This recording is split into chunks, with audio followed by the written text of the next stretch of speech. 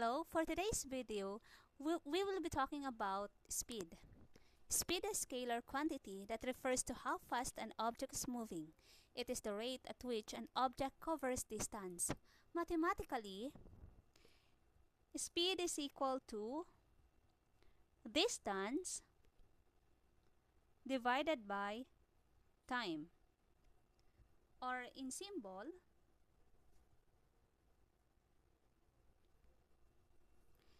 let's take a look in the following problems.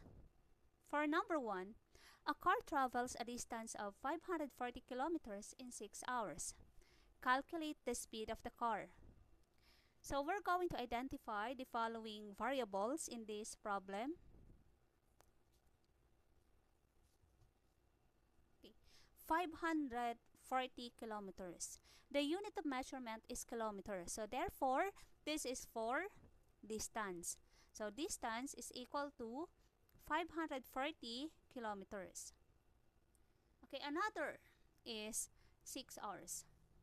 The unit of measurement is hour, therefore this is for time. Time is equal to 6 hours. We're going to calculate the speed of the car. The formula is speed is equal to distance traveled over time. Let's substitute the given to the formula. The value of d or distance is 540 kilometers over the value of time is 6 hours. 540 kilometers divided by 6 hours is 90. Copy the unit, which is kilometer over hour. Therefore, the speed of the car is 90 km per hour. Okay, for the second one, the distance between two cities is 144 kilometers. It takes John 3 hours to travel between these cities. Determine his average speed. Let's identify the given. 144 kilometers is for distance, since the unit of measurement is kilometer. Then 3 hours is for time, since the unit of measurement is hour. So we're going to get the average speed. Speed is equal to distance divided by time. Substitute the given to the formula. 144 kilometers divided by 3 hours. 144 divided by 3 is 48. So therefore, the average speed is 48 km per hour. Okay, let's have another example. A beetle travels at a speed of 9 cm per second. It travels a distance of 108 centimeters before it is caught in a jar. How long did that beetle run for? Let's identify the given variables.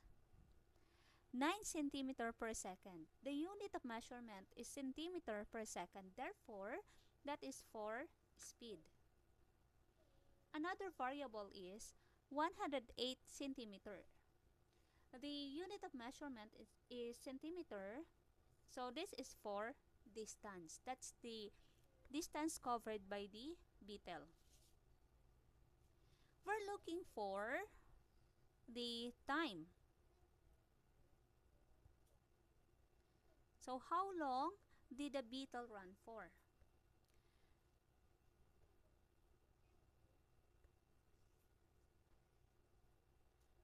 So the formula for time is equal to distance traveled over speed.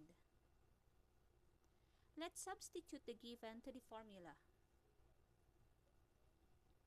The distance is 108 centimeters. 108 centimeters over the speed 9 centimeter over second. Let's divide it. 108 divided by 9 is 12. Cancel out the unit centimeter.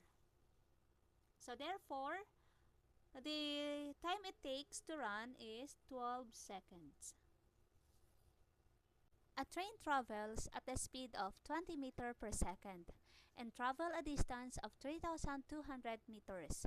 Calculate the time it takes the train to complete this journey. Let's identify the given. The first variable is 20 meter per second. If the unit of measurement is meter per second, that is for speed. Another is 3,200 meter. The unit of measurement is meter, so therefore, this is for distance. Distance is equal to 3,200 meters.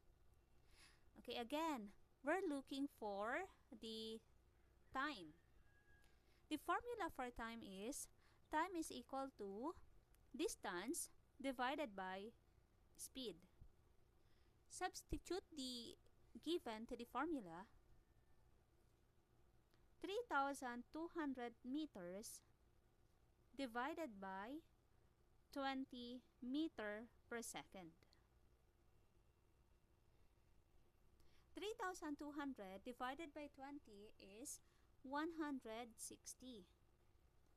Cancel out the unit meter.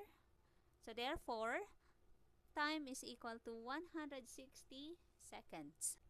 If you like this video, please don't forget to like and subscribe to my channel. Thank you.